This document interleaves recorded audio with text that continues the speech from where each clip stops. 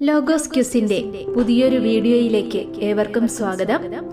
ന്യായാധിപന്മാർ 16-ാം അധ്യായത്തിലെ ചോദ്യോത്തരങ്ങളാണ് ഈ വീഡിയോയിൽ ഉൾക്കൊള്ളിച്ചിരിക്കുന്നത്. ഒന്നാമത്തെ ചോദ്യം: സാംസൺ പട്ടണ പടിപ്പുരയുടെ വാതിൽ കട്ടിളക്കാലോടുകൂടെ പറിച്ചെടുത്ത് തോളിൽ വെച്ച് ഏത് മലമുകളിലേക്കാണ് കയറിപ്പോയത്? ഉത്തരം: ഹെബ്രോന്റെ മുമ്പിലുള്ള മലമുകളിലേക്ക്. രണ്ടാമത്തെ ചോദ്യം: ദലീല എന്ന സ്ത്രീ താമസിച്ചിരുന്നത് എവിടെയാണ്? ഉത്തരം: സോറയ്ക്ക് താഴ്വരയിൽ. മൂന്നാമത്തെ ചോദ്യം: സാംസനെ നീ വശീകരിക്കണം, അവന്റെ ശക്തി എവിടെ സ്ഥിതി ചെയ്യുന്നു എന്ന് മനസ്സിലാക്കണം എന്ന് ദലീലയോട് പറയുന്നത് ആരാണ്? ഉത്തരം: ഫിലിസ്ത്യർ. നാലാമത്തെ ചോദ്യം: ഫിലിസ്ത്യർ വാഗ്ദാനം ചെയ്തതെന്താണ്?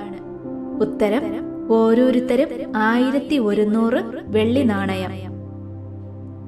അഞ്ചാമത്തെ ചോദ്യം: സാംസൺ ദലീലയോട് പറഞ്ഞ ആദ്യത്തെ നുണ എന്ത്? ഉത്തരം: ഉണങ്ങാത്ത പുതിയ 7 ഞാണുകൊണ്ട് ബന്ധിച്ചാൽ എന്റെ ശക്തി കുറയും. ആറാമത്തെ ചോദ്യം: ഒരിക്കലും ഉപയോഗിച്ചിട്ടില്ലാത്ത പുതിയ കയറുകൊണ്ട് ബന്ധിച്ചാൽ എന്റെ ശക്തി കുറയുമെന്ന് സാംസൺ പറഞ്ഞത് എത്രാമത്തെ നുണയാണ്? ഉത്തരം: 2ാമത്തെ നുണ. ഏഴാമത്തെ ചോദ്യം: ഉണങ്ങാത്ത പുതിയ 7 ഞാണു കൊണ്ടുവന്നത് ആര്? ഉത്തരം: ഫിലിസ്ത്യ പ്രഭുക്കന്മാർ. എട്ടാമത്തെ ചോദ്യം: കയർ കൊണ്ടുവന്ന് സാംസനെ കെട്ടിയതാരാണ്? ഉത്തരം: ദലീല. ഒൻപതാമത്തെ ചോദ്യം: എന്റെ 7 തലമുടി ചുരുൾ എടുത്ത് പാവിനോട് ചേർത്ത് ആണിയിൽ ഉറപ്പിച്ച് നെയ്താൽ മറ്റു മനുഷ്യരെ പോലെ ബലഹീനനാകുമെന്ന് സാംസൺ പറയുന്നത് എത്രാമത്തെ നുണയാണ്? ഉത്തരം: 3ാമത്തെ നുണ. പത്താമത്തെ ചോദ്യം: സാംസൺ നാസീർ വ്രതക്കാരനാണെന്ന് പറയുന്നത് എത്രാമത്തെ അധ്യായത്തിലാണ്? ഉത്തരം: ന്യായാധിപന്മാർ 16-ാം അധ്യായം 17-ാം വാക്യത്തിൽ. 11ാമത്തെ ചോദ്യം: തലയിലെ 7 മുടിച്ചുരുളുകളും ക്ഷൗരം ചെയ്യിച്ചത് ദലീല ആരെ കൊണ്ടാണ്? ഉത്തരം: ഒരാളെ കൊണ്ട്.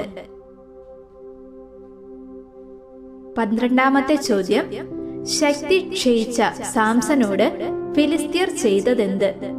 ഉത്തരം: കണ്ണ് ചൂഴ്ന്നെടുത്ത് ഗാസയിൽ കൊണ്ടുപോയി ഓട്ടുചങ്ങല കൊണ്ട് ബന്ധിച്ച് കാരാഗൃഹത്തിലാക്കി.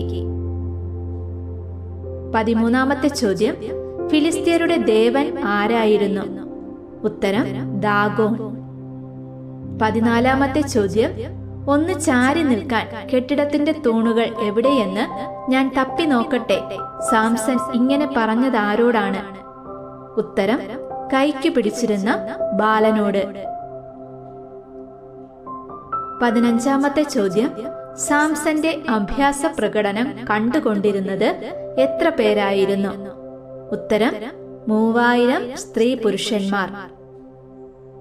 16ാമത്തെ ചോദ്യം: ഫിലിസ്ത്യരോട് സാംസൺ പ്രതികാരം ചെയ്തത് എങ്ങനെ?